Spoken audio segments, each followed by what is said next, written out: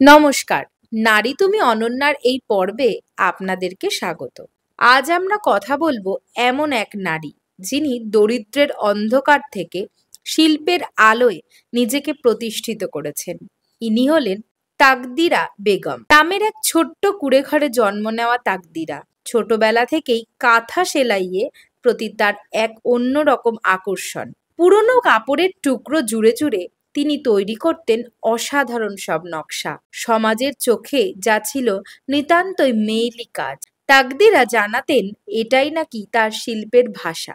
অনেকেই তাকে নিরুৎসাহিত হয়ে বলেছেন এসব করে কি হবে, কিন্তু তাকদিরা হার মানেন। তিনি বিশ্বাস করতেন তার হাতের কাজের মধ্যেই লুকিয়ে আছে এক গভীর গল্প, এক ঐতিহ্য।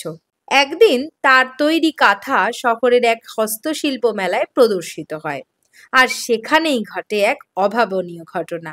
এক বিদেশি পর্যটক তার কাজের সূক্ষ্মতা দেখে মুগ্ধ হন।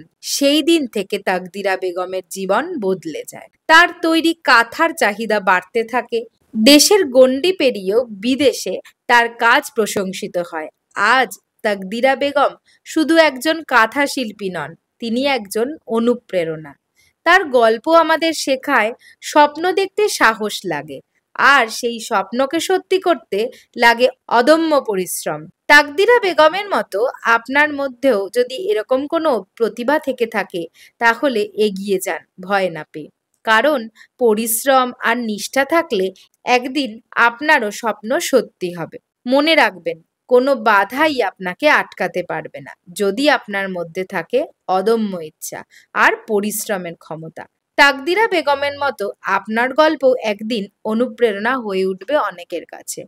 বন্ধুরা, তাকদিরা বেগমের এই গল্প আপনাদের কেমন লাগলো কমেন্টে জানাতে ভুলবেন না, আর আমাদের চ্যানেলটি অবশ্যই সাবস্ক্রাইব করবেন। ধন্যবাদ।